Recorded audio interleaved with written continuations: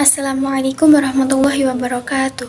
Kami dari kelompok 10 yang beranggotakan saya Lia Andriani dan Linda Amelia Putri akan mempresentasikan makalah yang berjudul Metode-metode studi Islam.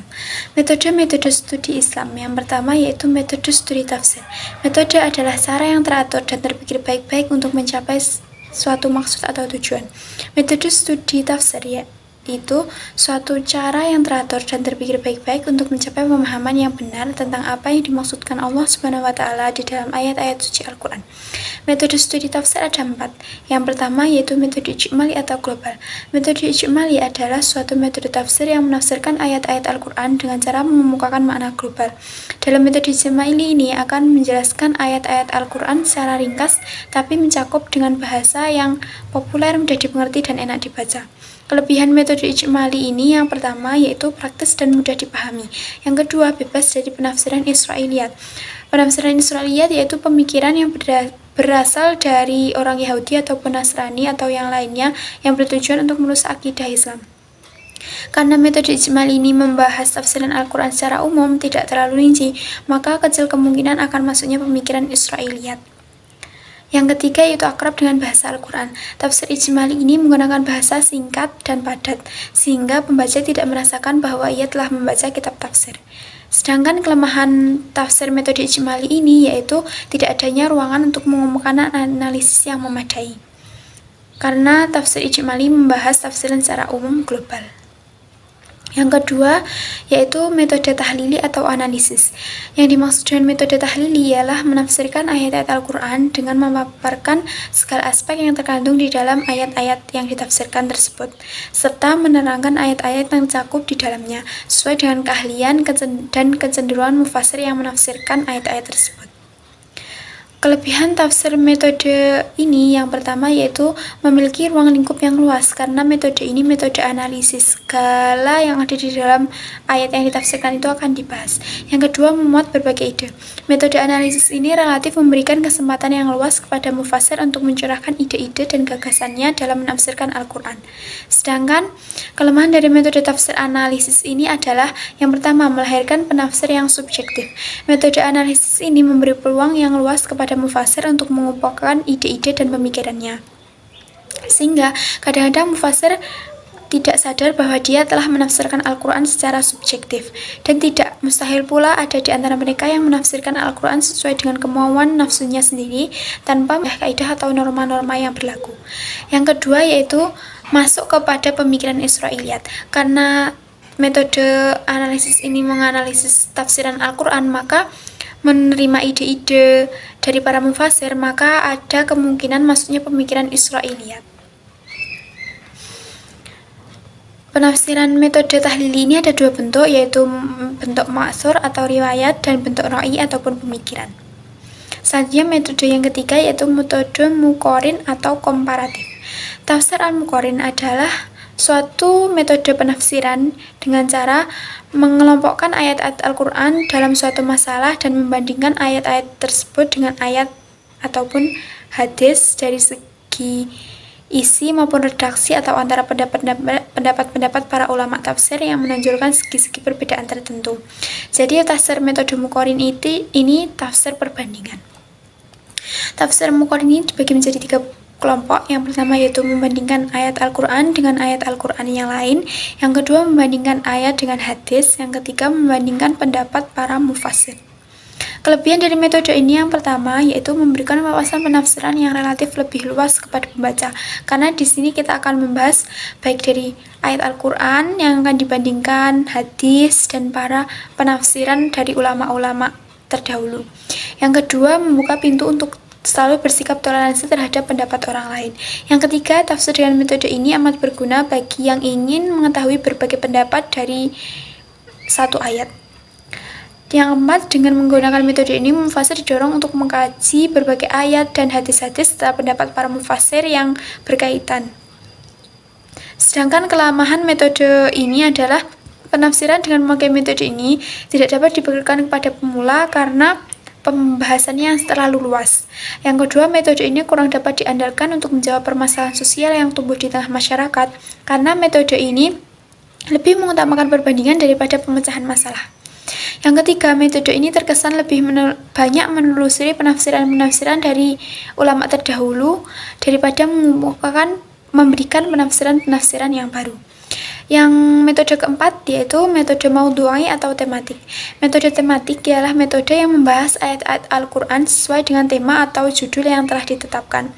Jadi, kita akan membahas satu tema, maka semua ayat yang berkaitan dengan tema tersebut akan dihimpun, kemudian dikaji secara mendalam dan tuntas dari segala aspek yang terkait dengannya, baik dari aspek an-nuzul, kosakata, dan lain sebagainya.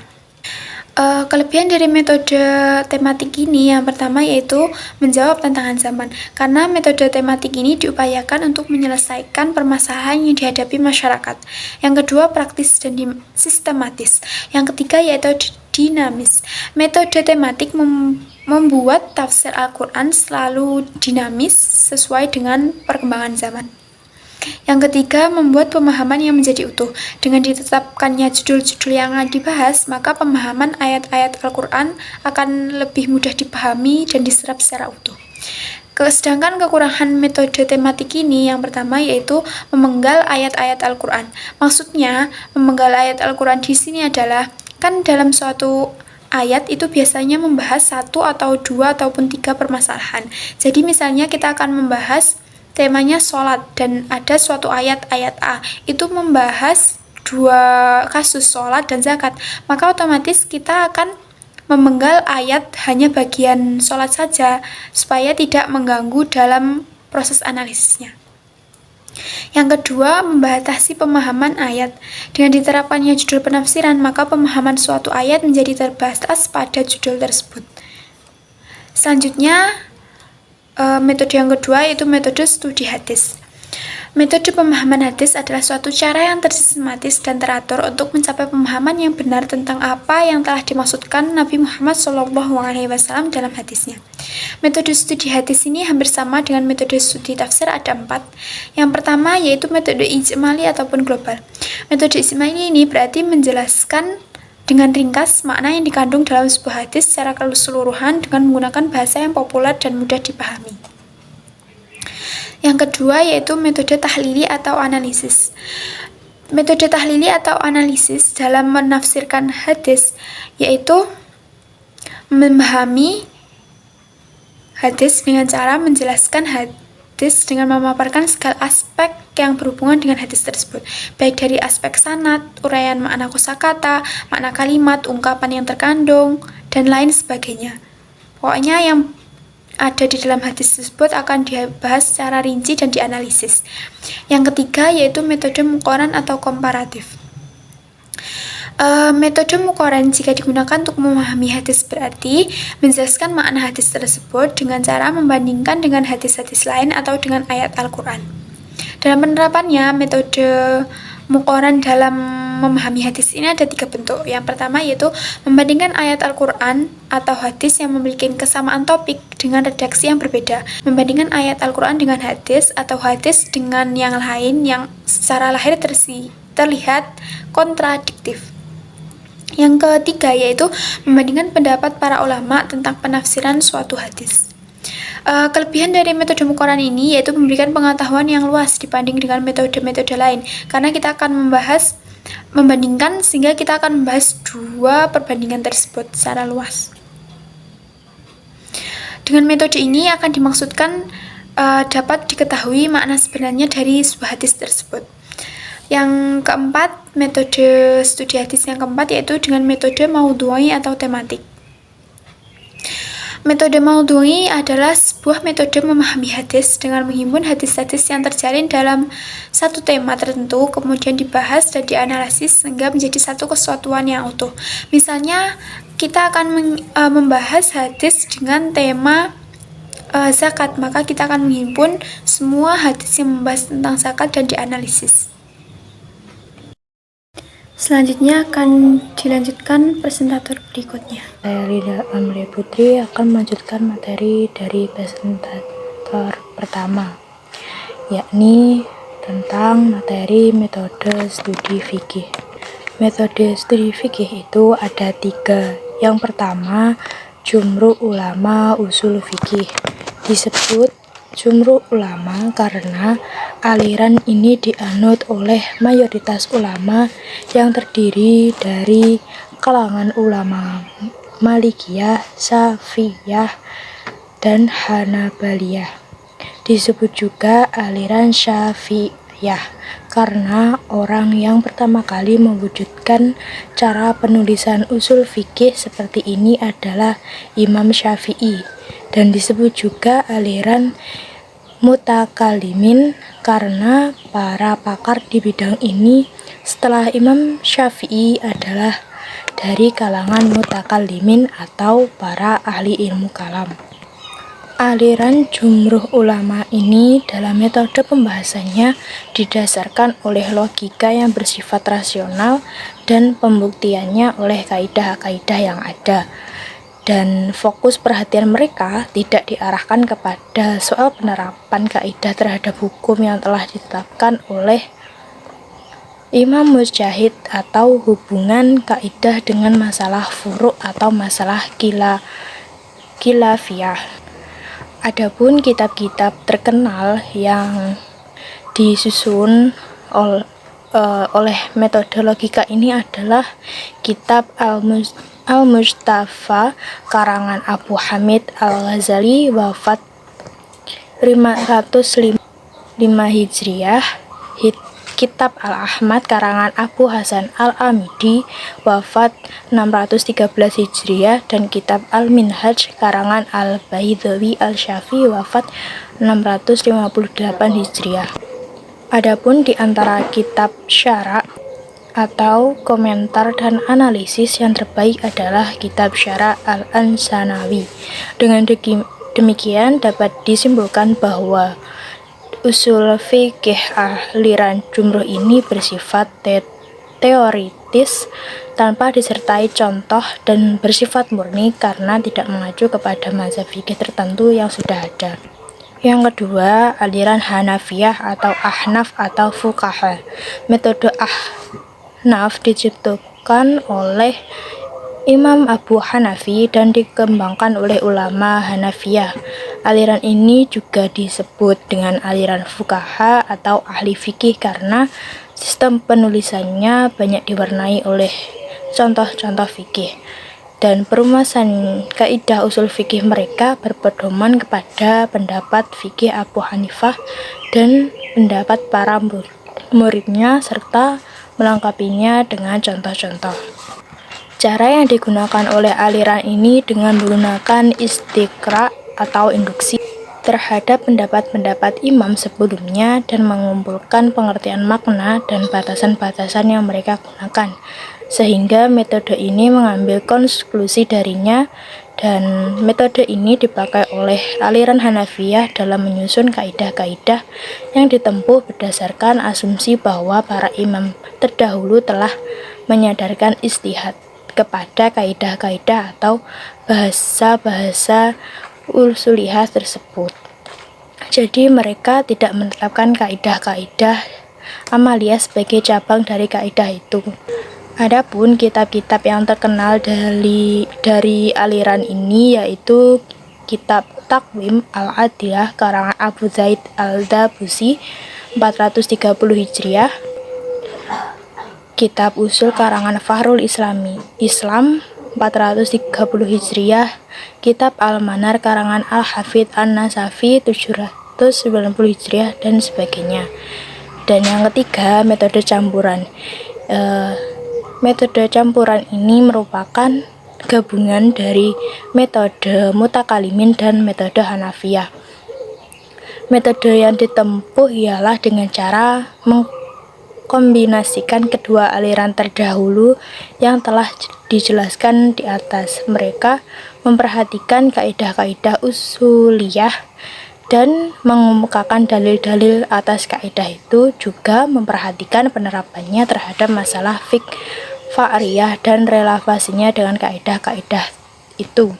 Kitab-kitab yang termasuk ke dalam aliran campuran ini adalah kitab Al-Nizam karangan Al-Bazdawi, Al-Ahkam karangan Mudzafaruddin Al-Baghdadi Al-Hanafi 694 Hijriah, Al-Tawzi karangan Sadrus Syariah, Al-Tahri kalangan Al-Kamal bin Hamam, Jamu Al-Jawami karangan Ibnu Subki. Untuk materi selanjutnya yaitu metode dalam tasawuf. Metode tasawuf ini ada 3 macam. Yang pertama, tasawuf akidah, yaitu ruang lingkup pembicaraan tasawuf yang menekankan masalah-masalah metafisis atau hal-hal yang gaib, yang urusannya adalah keimanan terhadap Tuhan, adanya malaikat, surga, neraka, dan sebagainya.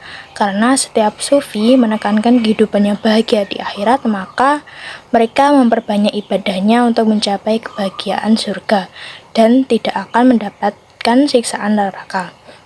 Untuk mencapai kebahagiaan tersebut, maka tasawuf akikah berusaha melukiskan ketunggalan hakikat Allah yang merupakan satu-satunya yang ada dalam pengertian yang mutlak.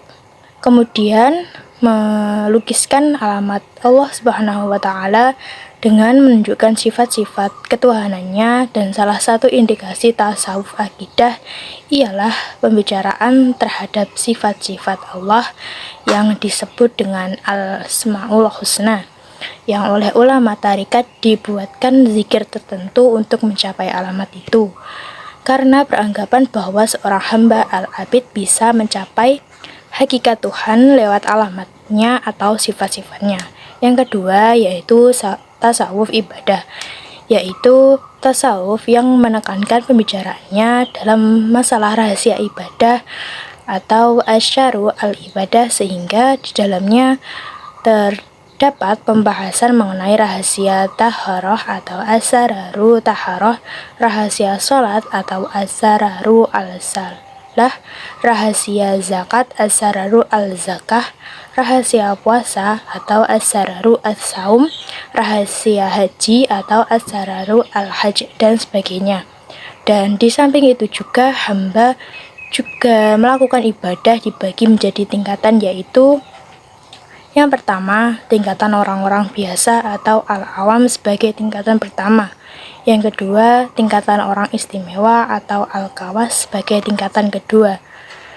Yang ketiga, tingkatan orang-orang yang teristimewa atau yang luar biasa atau al-kawas dan sebagai tingkatan ketiga. Dan dalam fikih juga diterangkan adanya beberapa syarat dan rukun untuk menentukan sah atau tidaknya suatu ibadah. Tentu saja persyaratan itu hanya bersifat lahiriah saja, tetapi tasawuf di sini membicarakan persyaratan sah atau tidaknya suatu ibadah sangat ditentukan oleh persyaratannya bersifat rahasia atau bataniah, sehingga beberapa ulama tasawuf sering mengemukakan tingkatan ibadah menjadi beberapa macam. Misalnya, toharoh dibagi menjadi 4 tingkatan.